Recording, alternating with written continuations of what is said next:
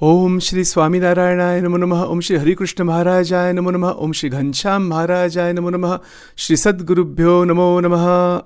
Welcome to SwaminarayanSpirituality.com and the related podcast channels. Jai Shri Swaminarayan. This is Sachin Karnik. Today is the 26th of February, 2024. We are continuing our exposition of Garuda Pratham number 1, Vachanamrut, and in connection, the Kirtan that was written by Muktanand Swami, which we have been examining last several recordings. Before I begin today, I want to offer my prostrations to Shriji Maharaj, to all the great sages, all the incarnations of God, and to all the devotees and bhaktas and saints. With that prarthana, we are continuing to examine the whole concept of Maya. Maya is a very, very tricky subject to understand, and the question asked in Garuda Pratham number 1 is by a householder devotee, Shet Govardhan Bhai. That is his name. He was a businessman, pure devotee of Bhagwan Swaminarayan, and had mastered Akhand Vritti. So a lot of history is there behind these devotees that have asked these various questions. The question asked was about Maya. Just as a quick recap, he said, "Ke jene Bhagwan ni Maya kahe che, tenu roop shu che." So what is the form of Maya? That which is known as the Maya of God.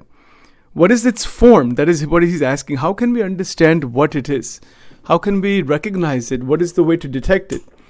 Right. So this is a general basic question. Maharaj answered this question in Gujarati as follows, and I'll translate it for you, and then we'll continue to expound on this very carefully, step by step, by the grace of God. So, પછી શ્રીજી મહારાજ બોલ્યા છે, ભગવાનનો ભક્ત હોય તેને ભગવાનની મૂર્તિનું ધ્યાન કરતા જે પદાર્થ આડું આવીને આવરણ કરે તેને માયા કહીએ. Shreeji Maharaj has given a very applicable, practical, and an answer that is directly given for implementation. The implementation of dhyan, by a bhakta, by a devotee. So in this dhyan meaning absorption, concentration, connection with Paramatma, with God.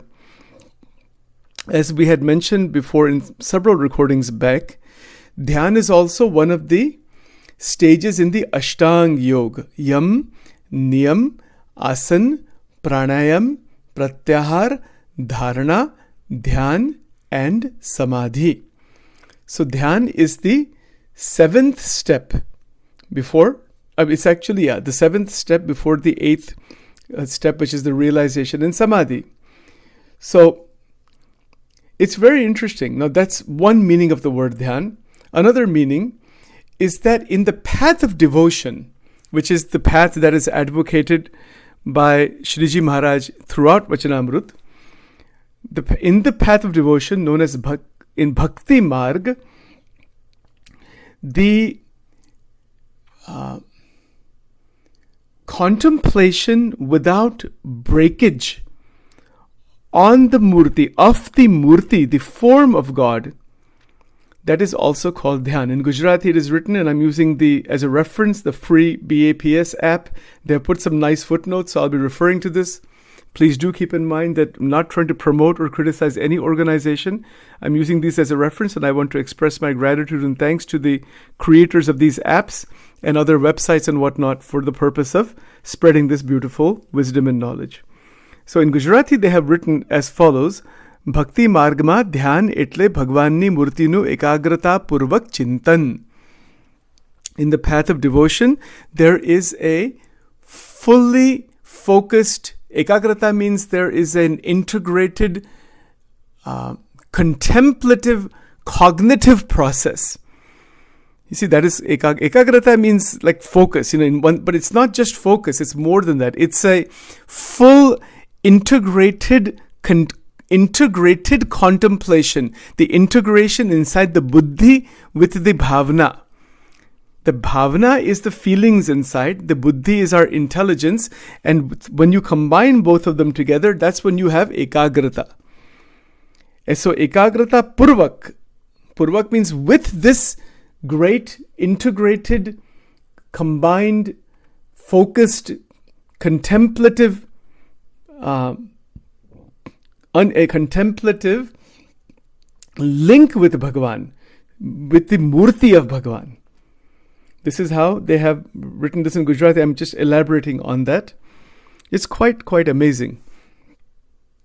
A couple of other points they have written in the app, which I'll share with you here.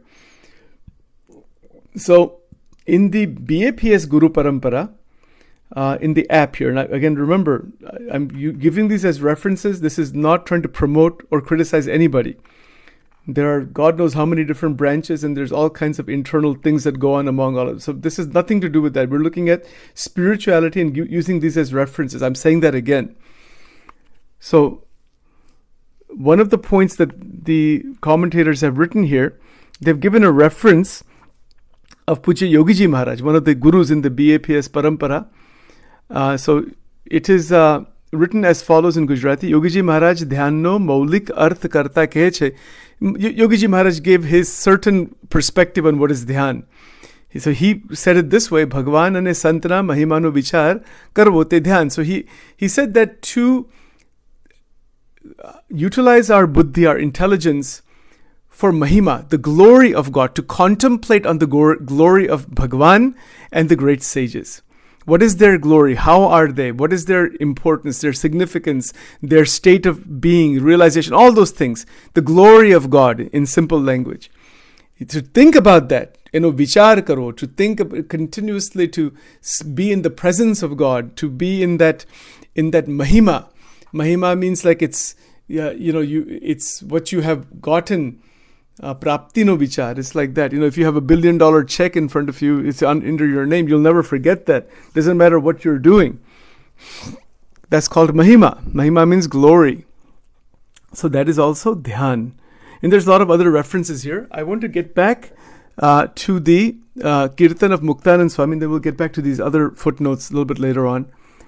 So Muktanand Swami had written this beautiful Kirtan, which is actually read every single day by the devotees, and it's very powerful. He's talking about the fact that Bhagwan is the real wealth. Re shamatame sachu nanu biju sarve dukhadayaka janu. So I'm continuing on this from last time.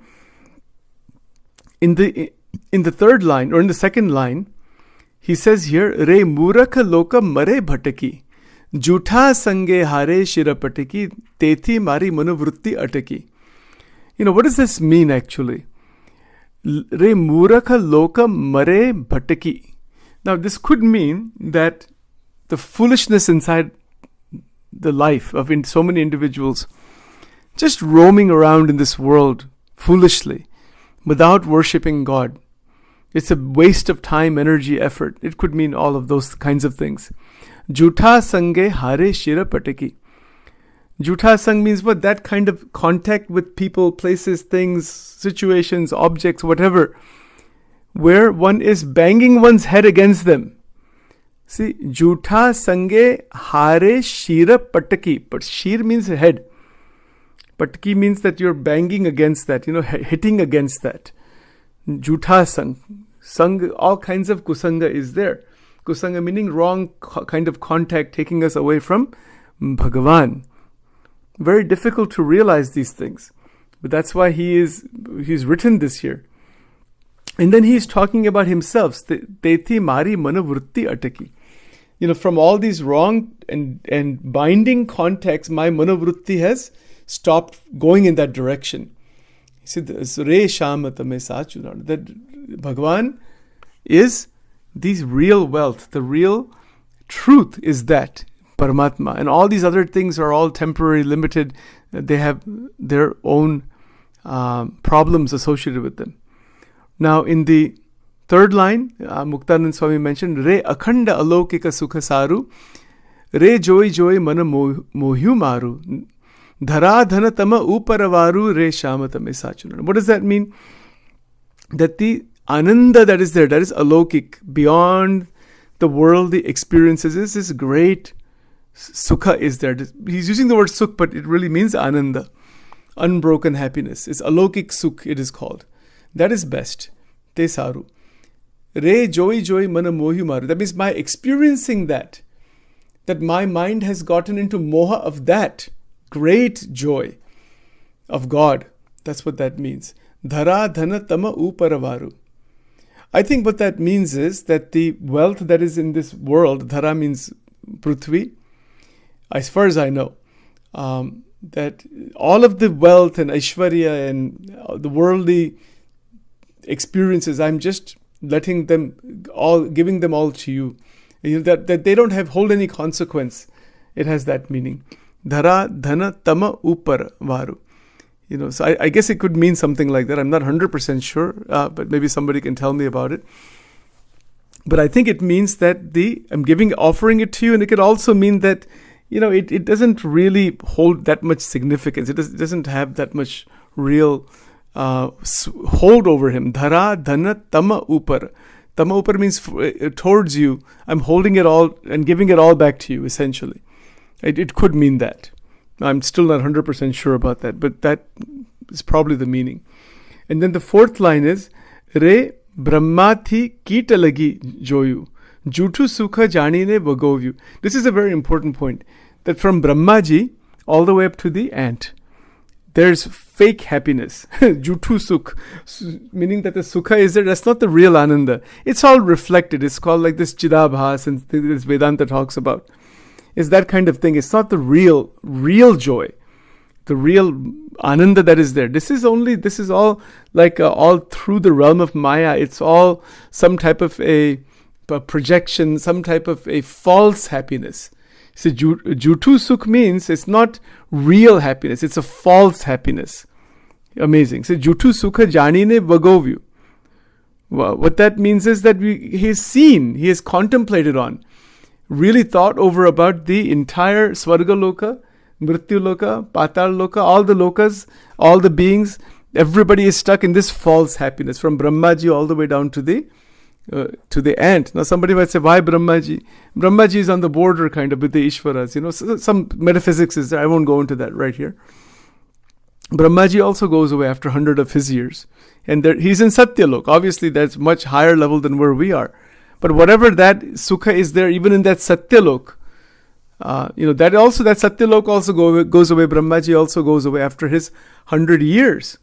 His 1 second is our 660 years, according to the relative time scale. So that's what Muktanand Swami is saying, that the worship of Paramatma, there's no equal to that. Bhagwan, Re Sham Tame Sachunam. So that could mean Bhagwan Krishna. It can mean Bhagwan Swaminarayan also. It depends how you interpret these words. In the Swaminarayan Sampradaya, Krishna Bhagwan is used as the base. And then on that basis, Maharaj's bhakti was done and shown. That's another whole different discussion altogether on Upasana. But anyway, Re Brahmati Kita Lagi Joyu. He says, I've seen it so clearly that this is all false happiness. Jutu Sukh, Janine Vagovyu. Janine means that I have seen it, realized it, recognized it, known it. It's one thing just to say this and repeat this. Every Swaminarayan Satsangi reads this every day. Before going to bed, they read these 4 lines, 5 lines every single day. Or to hear them every single day, sing them every single day. But to really internalize and to realize is where Guru Krupa is needed. The importance of Guru, importance of Satpurush, who has realized this by attaching to them in terms of loving them.